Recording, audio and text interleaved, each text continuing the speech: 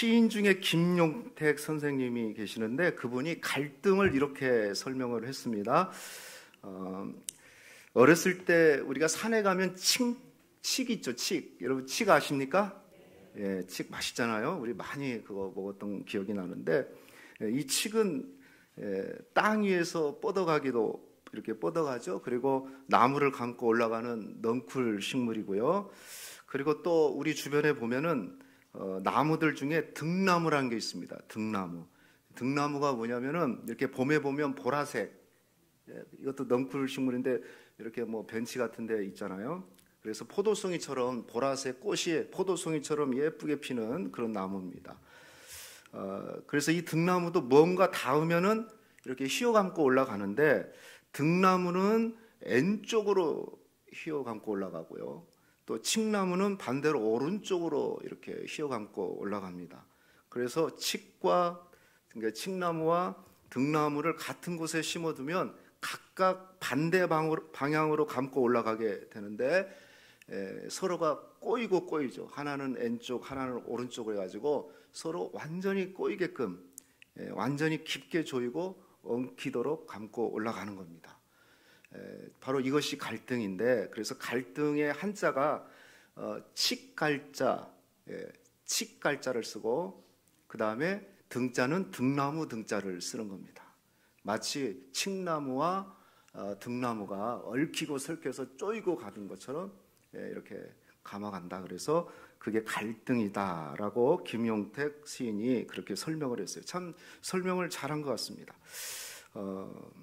우리가 사는 이 세상, 사람들 관계 속에서 살다 보니 갈등이 없을 수가 없습니다. 그런데 중요한 것은 우리의 그 갈등들을 보면 어떤 큰 문제로부터 시작되는 게 아니고 소소한 것에서 시작이 된다는 거죠. 뭐 예를 들면 우리가 뭐 들어본 대로 신혼부부가 신혼여행 갔는데 처음 싸움을 무엇 때문에 하냐면 치약을 이렇게 짜는 것부터. 신부는 부자로 살아서 가운데부터 꽉 눌려서 쓰는데, 신랑은 가난하게 살아서 뒤에서부터 딱 싸니까 이게 생겨가, 왜 치약을 가운데서부터 짜냐. 그래서 싸우지 말라고 요즘은 아무데나 눌려도 되죠. 우리 어렸을 때는 그 구리로 돼가지고 이렇게 잘 잘라야 되잖아요. 짜야 되잖아요. 자, 그것 때문에 싸움이 되고, 또 어떤 경우에는 양말을 벗을 때 막 뭉쳐놓은 채로 세탁기에다 던져서 넣는 거, 그리고 그걸 펴지 않고 넣는다, 뭐 그대로 넣는다, 이런 것 때문에 어찌 보면 아주 소소한 건데 그런 문제로 그런 갈등이 생겨가지고 나중에는 막 싸움이 되기도 하고, 그런단 말이죠. 우리가 조금만 인정을 하고 조금만 배려를 하면 사실 문제가 되지 않는 일인 거죠. 우리가 지난주부터 서로 땡땡하라라는 말씀을 전하고 있는데, 지난주에는 서로 뭐 하라? 그냥 비에 다 씻어갔군요, 여러분 생각이. 역시 일부 예배 때는 사람들이 바로 얘기하던데, 서로 경계하라, 격려하라, 서로 격려하라. 격려는 뭡니까? 먼저 가까이 가는 것부터 시작이 되는 거죠. 그리고 잘 들어주는 거, 듣지 않고는 안 되죠. 잘 경청해 주는 거, 그리고 또 칭찬해 주는 거, 그게 바로 격려라는 거죠. 우리 교회는 격려하는 공동체 되기를 축복하겠습니다. 오늘 두 번째는, 오늘 한번 따라해 볼까요? 서로 용납하라. 용납하라는 말 우리가 자주 듣죠. 성경에도 한 29절 정도 나오는 것 같아요. 성구사전 보니까요. 우리 예수님이 하신 말씀 중에는 마태복음 19장 14절 말씀 보니까 예수께서 이르시되 어린아이들을 뭐하고? 용납하고 내게 오는 것을 금하지 마라. 예수님이 아이들을 용납해줘라, 이 말씀을 쓰셨습니다. 이 용납이라는 말은 우리가 뭐 그냥 아는 것처럼 그 사전적으로 보면 너그러운 마음으로 남의 말이나 행동을 받아들이는 거. 뭐 한자적인 것을 좀 확대해서 풀이하면 마음의 그릇을 넓혀 상대를 안으로 받아들이는 거. 그러니까 마음의 그릇을 넓혀서 상대를 자기 마음 안으로 이렇게 받아들이는 거, 수용하는 거죠. 무슨 얘기냐면 있는 그대로 인정하고 받아주는 거 한번 해볼까요? 있는 그대로 인정하고 받아주자. 그게 용납하는 거예요. 있는 그대로 인정하고 받아주는 거. 용납에 대해서 헬라어 원어에 보면은 아네코인데요. 이건 합성된 단어인데 그냥 본 뜻이 이겁니다. 참다, 견디다 이런 뜻이 있어요. 원래 뜻이 그런 거예요. 그런데 이 아나코라는 것은 용납하다라는 이렇게 번역이 성경에 되어 있지만 또 어느 부분에 보면 같은 단어인데 견디다, 참다 이게 오히려 더 많은 거죠. 무슨 얘기일까요? 있는 그대로 받아주기 위해서는 참고 견딤이 필요한 거죠. 참고 견디지 않고는 결코 받아들일 수가 없는, 그래서 참고 견딤으로써 용납할 수 있다 이렇게 얘기를 하는 겁니다. 왜 이 용납이라는 게 교회 공동체에서 또 우리가 사는 공동체에서 중요하냐면, 특별히 교회에서 왜 중요할까요? 이 교회는 아주 특별한 조직이고, 조직이라기보다는 공동체죠. 공동체. 특별합니다. 왜냐하면 다양한 사람들이 모여 있잖아요. 다양한 사람, 다양한 배경, 다양한 성장 배경, 뭐 지역 배경, 또 성격이 얼마나 다양합니까? 그리고 직업도 다양하죠. 뭐 어떤 수준도 다양하죠. 또 연령도 다양해요. 뭐 군대나 이런 데는 젊은이들이 같은 나이대에 있는 사람들이 있고, 그렇기 때문에 어떤 언어나 문화적인 소통이 잘 이루어지지만 교회는 그렇지 않아요. 교회는 어린 아이에서부터 해가지고 작년의 일까지 가족 공동체로, 또 유기적 공동체로 이렇게 가득 찼단 말이죠. 다 차이가 있어요. 달라요. 그래서 용납하지 못하면은 교회다울 수 없다는 거죠. 큰 소리 나고 시끄럽고 그래요. 근데 그럴 수밖에 없어요. 그런데 용납함으로 교회가 가는 거예요. 뭐 요즘에는 유튜브 시대이기 때문에 뭐 교회들의 어떤 방송도 되지만, 지난 한 주간 우리 교단에서 또 다른 뭐 통합측이나 이런 큰 교단에서 총회가 있었습니다. 총회. 저도 뭐 2번 이제 참여를 해봤는데 올해까지 뭐 아마 유튜브를 통해서 들으신 분들도 계실 수도 있는데요. 뭐 세계적으로 이렇게 뭐 다 나갔던 얘기니까 아주 한마디로 말하면 아주 시끄러웠습니다. 저는 뭐 2번밖에 안 가서 잘 모르는데 물어봤어요. 이런 총회가 있었냐? 110년 역사의 처음이다. 뭐 그 정도로 아주 시끄러웠습니다. 그래서 4일 동안, 원래는 5일, 월요일부터 금요일까지인데 4일에 끝났어요. 근데 4일 중에 이틀은 굉장히 시끄러웠어요. 그래서 총회장님이 회의를 진행할 수 없을 정도로 막 울면서 호소를 하고, 우리 서울에서 가장 큰 교회 중에 하나가 충현교회거든요. 저희 강남의 충현교회인데 제가 자석을 보니까 한 5,000석 정도 되겠더라고요. 보니까. 근데 거기 그 장로님들이 당회에서 큰 소리 나면 전깃불을 꺼버리겠다. 그렇게 각서를 쓰고, 임원들이 각서를 쓰고 시작을 했던 총회였습니다. 시작하자마자 예배 잘 드리고 시작하자마자 앞으로 막 뭔가에 불만을 갖고 있는 분들이 앞에 나와서 막 구호를 외치고, 심지어는 강대상까지 올라가서 퇴장당하고 막 이런 일들이 일어났습니다. 그래서 신기한 것은요, 막 구호를 앞에 한 100여 명이 와가지고 막 구호를 외치는데 기도합시다 하니까 또 조용해져요. 그리고 예수님의 이름으로 기도했습니다. 아멘 하니까 또 시작해요. 그래서 참 저는 신기한 것을 봤습니다. 그런데 제가 왜 이런 얘기를 하냐면, 뭐 굳이 얘기 안 해도 되는 걸. 근데 끝은 좋았어요. 끝은 은혜롭게 끝났어요. 제가 가만히 생각해 보니까 왜 그렇게 가능했을까? 총회 시작하기 전부터 파행된다는 예고가 있었거든요. 그런데 끝이 좋았어요. 왜 그게 가능했을까? 용납했기 때문에 그렇습니다. 인정하고 받아줬기 때문에, 그죠? 인정하고 받아줬기 때문에. 만약에 용납하지 않았다면 파행됐겠죠. 뭐 지금 세계에서 한 해외 사람들만, 손님들만 100명이 넘게 왔는데, 그 총회에 참석하기 위해서 만약에 파행됐다면 큰일이었는데, 아무튼 끝을 은혜롭게 끝날 수 있었던 비결이 뭐냐면 용납했다는 거예요. 용납하니까 다 은혜롭게 풀리더라고요. 그리고 마지막엔 다 악수하고 다 이렇게 한 것을 제가 봤습니다. 여러분, 대부분의 우리의 문제와 갈등, 또 싸움의 그 부분의 핵심이 뭐냐면 용납하지 않기 때문에, 받아들이지 않기 때문에. 근데 용납하게 되면요, 용납하려고 하는 순간부터 술술술술 풀리기 시작하는 거예요. 할렐루야.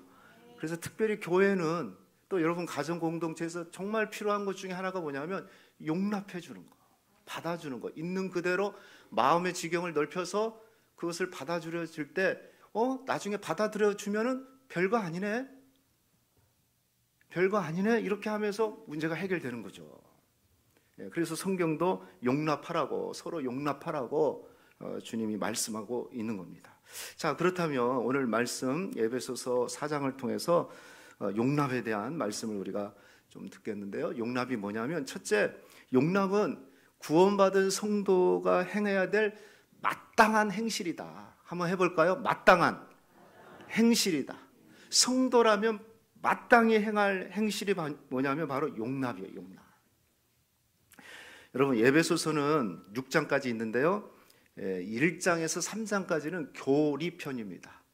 우리가 은혜로 구원받았으니 이제 아름다운 교회를 세웠다, 교회를 너희는 세워가라, 교회에 대한 얘기를, 구원과 교회에 대한 얘기를 한다면 4장부터 6장까지는 실천편이에요. 너희가 구원받고 교회가 됐으니 이제 이렇게 실천하면서 살아라 라는 그 말씀인데, 그 4장 그 실천편의 첫 번째 말씀이 우리가 읽은 4장 1절이잖아요. 한번 1절 다시 한번 볼까요? 그러므로 주 안에서 갇힌, 주 안에 갇혔다는 것은 바울이 지금 옥중에 있는 겁니다. 에베소서는 옥중 서신이죠. 로마 감옥에서 쓴 편지입니다. 내가 너희를 권하노니 뭐라고 그랬습니까? 너희가 부르심을 받는 일에 합당하게 행하라. 너희가 부르심을 받는 일에, 부르심이라는 게 뭡니까? 하나님이 너희를 불렀다. 좀 더 나가면 너희는 구원받은 하나님의 백성들이다. 그 백성들이 행해야 될, 그 마땅히 행해야 될, 합당하게 행할 일이 있다라는 건데, 그게 뭐냐? 그게 2절이에요. 2절 한번 볼까요? 모든 겸손과 온유로 하고 오래 참음으로 사랑 가운데서 뭐 하라? 서로 용납하라. 구원받은 성도가, 부르심을 받은 성도가 마땅히 행해야 될 일이 있는데, 그 앞에 뭐 겸손 이거 다 빼고 서로 용납하라.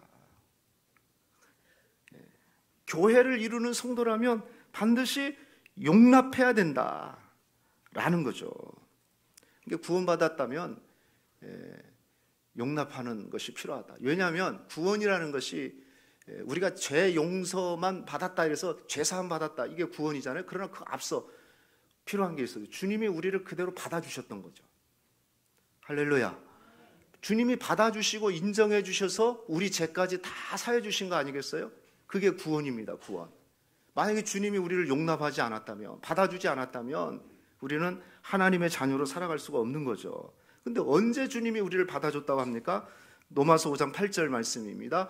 우리 같이 한번 읽어볼까요? 시작. 우리가 아직 죄인 되었을 때에 그리스도께서 우리를 위하여 죽으심으로 하나님께서 우리에 대한 자기의 사랑을 확증하셨다. 하나님이 우리에 대한 사랑을 확증해 주셨는데, 그때가 언제래요? 우리가 아직 여전히 죄 가운데 있을 때. 하나님이 우리를 받아주시고 용납해 주시고 용서해 줄 때는 언제입니까? 우리가 착하게 살고 의롭게 살고, 그때 받아준 게 아니라는 거죠. 여전히 죄인이에요. 전혀 자격이 없어요. 그런데 주님은 따지지도 묻지도 않고 그냥 그대로 받아주신 거예요. 그게 뭡니까? 그게 은혜죠. 그냥 받아주신 거예요. 그러므로 우리가 구원받았잖아요. 하나님 부르심 받아서 여기 예배의 자리에 이렇게 오게 됐지 않습니까? 이게 은혜 아니겠습니까? 주님의 받아주심, 용납이 없었다면 오늘 우리가 이 자리에서 예배할 수 없는 거죠.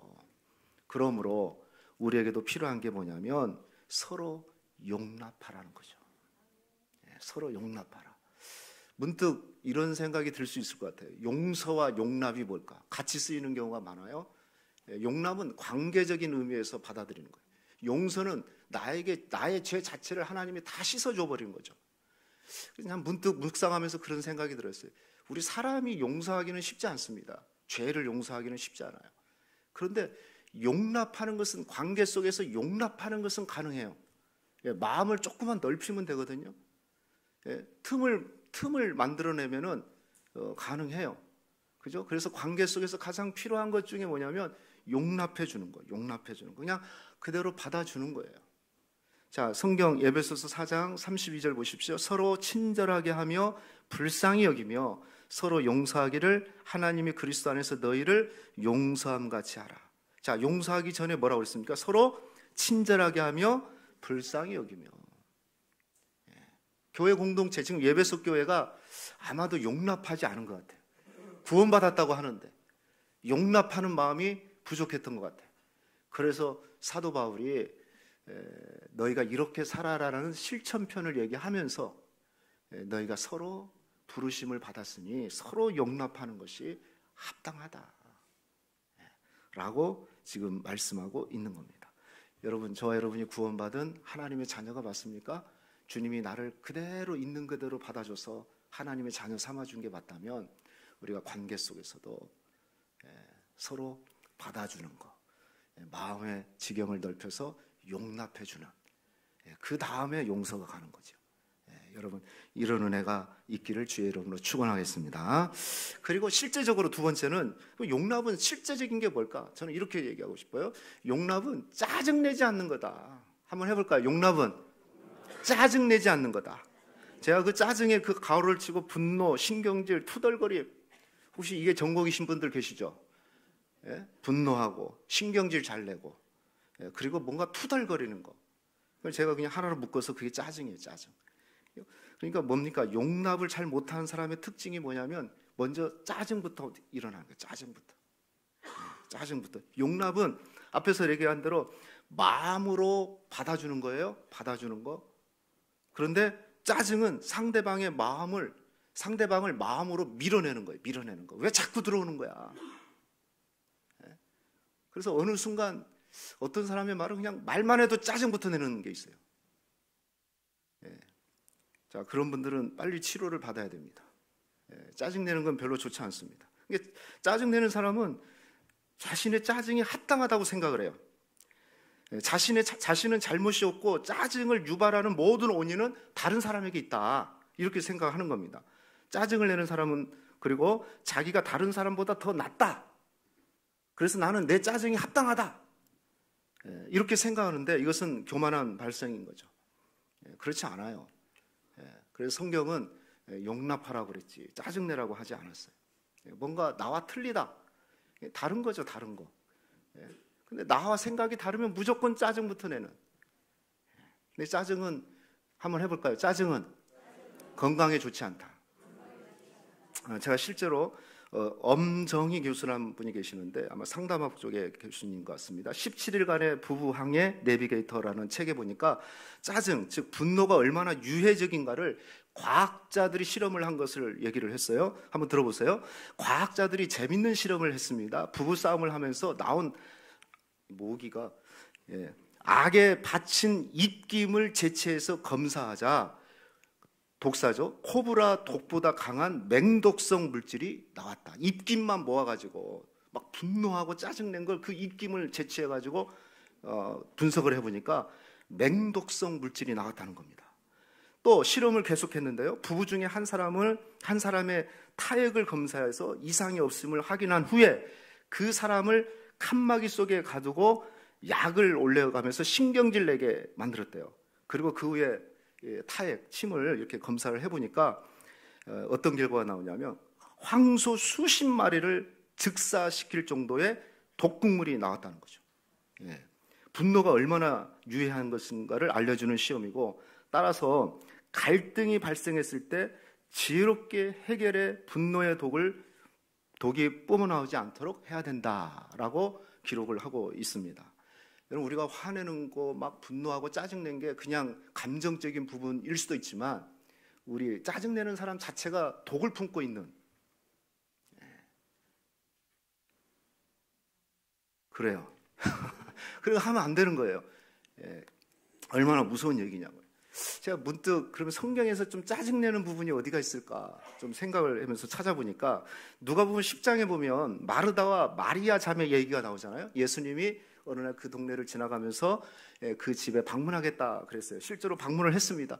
방문한다는 그 소문, 그 소식을 듣자마자 언니 마르다는 분주하게 준비를 합니다. 그 실제로 주님이 왔을 때도 부엌에 왔다 갔다 하면서 열심히 음식을 준비합니다. 그런데 동생 마리아는 예수님 발밑에서 하나님 말씀을 듣고 있는 거예요. 그때 언니 마르다가 하는 말이 있습니다. 누가복음 10장 40절 말씀입니다. 마르다는 준비하는 일이 많아 마음이 분주한지라 예수께 나아가 이르되 주여 내 동생이 나 혼자 일하게 두는 것을 생각하지 아니하시나이까 그를 명하사 나를 도와주라 하소서. 이게 글귀 문자로 되어 있으니까 그냥 읽은 거지만 제가 가만히 그 상황을 얘기하면 아마 언니 마르다는 지금 막 앞치마에 막 땀이 절절 흘러가면서 열심히 이쪽 저쪽 흘러가면서 막 열심히 뛰었을 겁니다. 그게 나쁘다는 건 아니죠.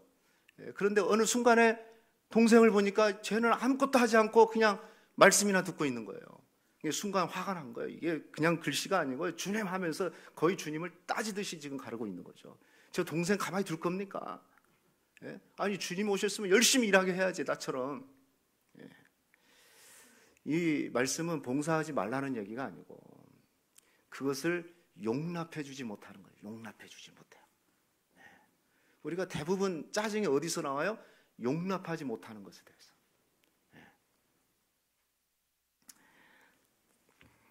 아마 용납했다면 마르다 언니도 칭찬해서 야 네가 나를 이렇게 생각해서 열심히 준비를 했구나. 아마 그 음식을 먹으면서 크게 축복했을 겁니다.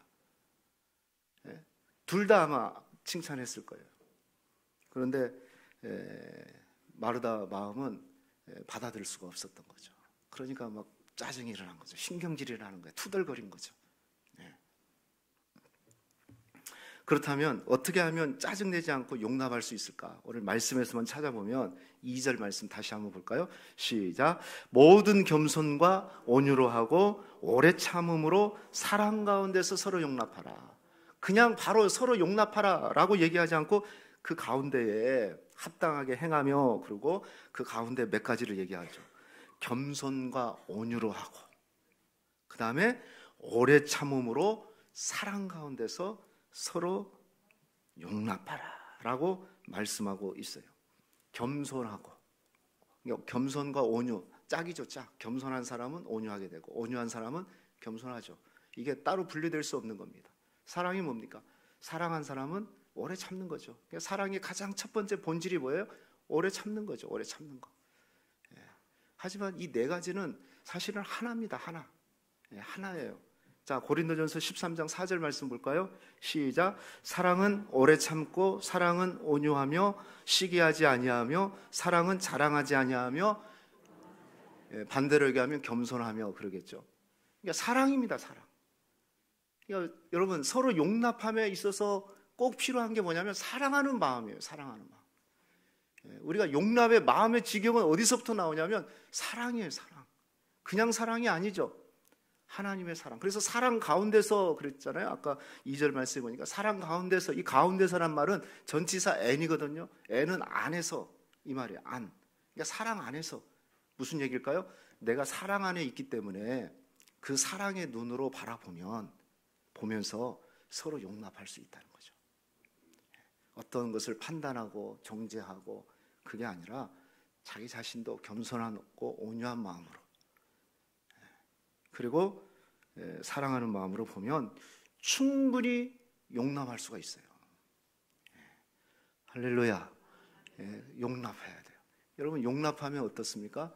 항상 용납을 잘하는 그 공동체를 보면 그 공동체가 따뜻해져요. 근데 우리가 대부분 갈등들은 틀린 얘기도 아닌데 나하고 틀리면 나하고 다르면 틀린 것처럼 생각을 해요. 그러면서 막 짜증내고 그러는 거죠. 아, 저분은 저런 생각을 가지고 있구나. 한번 넓은 마음으로 마음의 틈을 넓혀서 이렇게 받아주면 괜찮아요. 별거 아니네. 내 생각보다 저 사람이 더 맞았구나. 또 그럴 수 있고 또 틀리면 그걸 확인하면서 가면 되는 거고. 그러니까 이 용납은 관계에 있어서 상당히 중요해요. 모든 갈등은 용납하지 못해서. 저는 우리 동명교회 모든 성도님들이 마음의 용납의 지경이 넓혀지기를 축복합니다. 조금 마음의 지경을 확 넓혀서 한번 받아들여 주는 거죠. 우리 동생이 말씀 듣고 있대. 너무 좋다. 야, 너 나중에 말씀 많이 듣고 나한테 예수님이 무슨 말 했는지 가르쳐 줘야 돼. 그 말 한마디 하면 얼마나 넓어지겠어요? 달라져 버리겠죠. 아니, 나는 저렇게 고생하고 있는데 동생 너는 뭐 하냐 하면서 투덜거리면 서로가 안 좋은 거죠. 자, 그렇게 하기 위해서는 사랑이 있어야 돼. 사랑. 우리가 사랑 너무 흔한 단어잖아요. 그러나 성경에서 말하는 사랑, 예수님으로부터 내가 사랑받았기 때문에, 사랑은 허다한 죄를 다 덮는다고 그랬잖아요.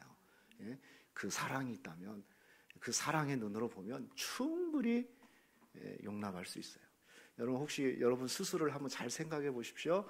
이렇게 짜증내는 것이 막 이렇게 습관적으로 된다면 조금 여러분 기도하십시오. 일단은 여러분 짜증내는 사람 자체가 안 좋은 겁니다. 그리고 공동체에 좋지 않습니다. 일단은 오래 참고 겸손하게, 다 그럴 수 있겠구나 인정하고, 이 온유 속에는 상대방을 존중해 주는 마음이 있거든요. 온유라는 단어 안에는. 그래서 존중해 주고, 그러다 보면 그 공동체가 아름답게 세워가게 되는 줄로 믿습니다. 마지막 세 번째, 용납은 그러면 최종적인 열매는 뭐냐? 뭐라고 그랬어요? 하나 되는 겁니다. 하나 되는 거. 용납하지 못하면 어떻게 돼요? 깨져버린 거죠. 분리가 돼버린 거죠. 근데 용납하게 되면 하나가 돼요. 자, 3절 볼까요? 평안에 매는 줄로 성령이 뭐하게 하신 것을? 하나 되게 하신 것을 힘써 지켜라 그랬어요. 하나 되게 하신 것, 성령께서 하나 되게끔 하는 게 있는데, 서로 용납해서 해서 성령이 하나 되게 하신 것을 지켜내라. 그러면서 그 밑에 4절부터 보면은 성령께서 하나 되게 하신 게 있어요. 자, 4절부터 6절까지 한번 읽어볼까요? 시작. 몸이 하나요 성령도 한 분이시니 이와 같이 너희가 부르심의 한 소망 안에서 부르심을 받았느니라. 주도 한 분이시요 믿음도 하나요 세례도 하나요 하나님도 한 분이시니 곧 만유의 아버지시라. 만유에 계시고 만유를 통일하시고 만유 가운데 계신다. 핵심이 뭐냐? 하나라는 거예요. 7가지를 얘기하고 있어요. 여러분, 성령님도 주님 예수님도 하나님도 한 분이시고 하나이시고, 또 몸도 하나란 말은 우리가 이 교회 공동체가 하나라는 거죠. 하나. 에베소서 1장에서 3장까지 한번 여러분 오늘 꼭 읽어보십시오. 6장까지 다 읽으면 좋고요. 교회가 뭡니까? 하나 돼서 연합해서 서로 상합 연결되었다는 거. 그리스도를 머리로 해서 하나라는 거. 하나. 믿음도 하나예요. 여러분, 우리가 믿는 믿음이 2개가 되면 되겠습니까? 그죠? 믿음이 하나예요. 믿음이 2개면 그건 심각한 문제가 생기죠. 잘못하면 틀린 믿음을 갖고 있는 거죠. 그리고 우리는 성부 성자 성령의 이름으로 동일하게 세례를 받았어요. 한 세례를 받은 거죠. 그리고 우리의 소망도 하나예요. 그런데 이걸 성령께서 이걸 힘써 지키라는 거죠. 어떻게 함으로요? 서로 용납해가지고. 근데 용납이 안 되면 절대로 하나가 될 수 없어요. 여러분, 2 사람도 용납하지 못하면 하나가 못 돼서 갈라지는 거 아니겠어요? 하물며 많은 공동체 사람들이 서로 용납하지 못하면, 완벽해서가 아니에요. 틀리지 않아서가 아니에요. 너그러운 마음으로 용납해서 가다 보면 교회는 하나된 공동체, 교회의 4가지 속성 중에 하나됨이 첫 번째거든요. 교회는 하나다. 거룩성, 사도성 이런 거 있는데 맨 먼저가 뭐냐면 교회는 하나다. 하나. 용납이 왜 중요하냐면 교회를 하나 되게 만들어요. 여러분, 용납이 왜 중요하냐? 여러분 가정에서 왜 용납이 중요합니까? 가정을 하나 되게 만들어요. 할렐루야. 용납하지 않기 시작해 보세요. 날마다 갈등이죠. 날마다 큰 소리 나고, 날마다 신경질 나고, 날마다 짜증이죠. 그래, 그 문제 내가 한번 받아줄게. 용납해 줄게. 그러면요, 뭔가 잔잔하게 되고요. 앞에서 말한 대로 공동체가 어떻게 됩니까? 따뜻해져요. 따뜻해진다니까요. 분위기가 따뜻한 분위기로 바뀌는 겁니다. 아주 쉬워요. 그게 용납이에요. 용납. 그래 힘들더라도 한번 내가 참아보면서 용납해 봐야지 하고 한번 해보시라는 거죠. 또 사랑받았으니 그 사랑으로 해보라는 거죠. 무엇보다도 교회가 건강하게 세워지는 그 비결 중에 하나가 뭐냐면 용납입니다. 여러분, 예배소서 전체 주제는 교회가 뭔가, 무엇이 건강한 교회를 어떻게 세울 것인가에 대한 그 말씀이 예배소서거든요. 이 4장만 보더라도 그리스도의 장성한 분량에 이르기까지 성장하는 교회, 아는 것과 믿는 것이 하나 되는 교회, 범사에 예수님까지 자라나는 그 비결이 뭐냐? 그 중에 하나가 서로 용납하는 거. 네, 서로 용납하는 거. 네. 여러분, 우리 교회가 저는 용납하는 공동체 되기를 축복합니다. 나하고 달라, 나하고 틀려 막 해가지고 막 큰 소리가 아니라 나하고 좀 다르네, 다른 거지 틀린 건 아니거든요. 그래, 내가 한번 용납해 줘봐야겠다, 들어줘 봐야겠다. 그렇게 한번 시작하다 보면 오히려 더 좋은 결과를 만들어낼 수가 있는 겁니다. 그런데 막 내 생각과 다르다고 해서 그것을 막 하려고 한다면, 주장하려고 한다면 아마 심각한 문제에 도달하게 될 것입니다. 여러분, 성장하는 교회, 건강한 교회, 또 성숙한 교회, 또 여러분 가정도, 여러분이 공동체도 정말 따뜻한 공동체가 되기를 원한다면 내가 먼저 마음의 지경을 넓혀서 한번 받아줘 봐야겠다, 한번 수용해 줘야겠다, 그렇게 한번 시작을 해보십시오. 그러면 갈등이 술술술 풀리듯이 잘 풀려질 줄로 믿습니다. 말씀 뵙겠습니다. 얘기 하나 할게요. 옛날 우리 나라에 처음 기차가 달리던 시절에, 그때만, 저는 기차가 다니는 동네에서 안 살아서 잘 모르는데, 그때만 해도 막 그 개구장이들이 괜히 지나가는 기차를 향해서 막 욕도 하고, 막 때로는 막 돌멩이를 던졌대. 돌멩이를. 이게 별 생각 없이 던진 거죠. 그런데 그 돌멩이가 기차에 부딪혀가지고 막 유리창이 깨지기도 하고, 뭐 사람들에게 피해를 주는 일이 있었어요. 그래서 선생님이 시간마다 그런 짓 하지 마라, 그런 행동 하지 마, 그건 나쁜 짓이다, 주의를 시켰는데 이 뭐 시골에 이 저 개구장이들이 그걸 들을 리가 없죠. 그 장난질이 끊이지가 않은 거예요. 그런데 어떤 선생님이 그랬대요. 좋은 선생님이 좋은 생각을 해냈는데, 하루는 아이들을 철로로 데리고 가가지고 기차가 지나갈 때 아이들한테 그렇게 얘기했답니다. 얘들아, 저 기차를 향해서 우리가 손을 한번 들어주고자. 돌멩이 던졌던 애들한테 손을 흔들어 주자고 그랬대요. 자, 그런데 선생님과 함께 아이들이 손을 흔들어 주기 시작했습니다. 그런데 손을 흔들어 주기 시작하니까 기차 안에 타고 있던 승객들도 덩달아서 손을 흔들어 주기 시작했고, 아이들이 오히려 돌멩이 던진 것보다 더 재밌고 흥미로워서 기차가 보이지 않을 때까지 손을 흔들어 줬다는 거예요. 그리고 그때 자연스럽게 돌멩이를 던지는 그 장난질도 없어지게 되었다라는 그런 얘기입니다. 여러분, 우리가 단순히 돌멩이를 던지지 말라는 말 가지고는 그 장난짓이 없어지지 않습니다. 그런데 손을 흔들면서 사랑을 표현하는 모습으로 바뀔 때 자연스럽게 돌멩이를 던지는 것까지도 없어지게 된 거예요. 저는 이게 우리에게 참 중요한 시사점이 있다고 생각해요. 하지 말자가 아니라 우리가 서로 한번 용납하기 시작하게 된다면 하지 않을 일들도 없어질 수 있어요. 할렐루야. 너 왜 이렇게 하냐, 하지 마라 계속해서 이렇게 하면 그렇다고 해서 행동이 바뀌어지는 게 아니에요. 저는 그건 너무 뼈저리게 알았거든요. 뭐 이렇게 해라, 이렇게 뭔가 내가 고쳐보려고 하지 마라, 이거 해라 거의 안 됩니다. 거의 안 돼요. 안 고쳐져요. 사람이 그렇게 쉽게 고쳐지는 게 아니에요. 여러분 가정에서 항상 느끼시죠? 별로 안 고쳐집니다. 그런데 긍정적인 에너지를 주면 됩니다. 지금 그 중에 하나가 바로 먼저 용납해 주는 거예요. 내가 먼저 용납해 주면 그 사람도 용납해 주고, 그러면 자연스럽게 부정적인 행동까지도 저는 고쳐지리라고 믿습니다. 저는 우리 교회가 예수 믿는 구원받은 하나님의 자녀들이 맞다면 정말 우리 교회가 서로 용납해 주는 공동체. 아멘입니까?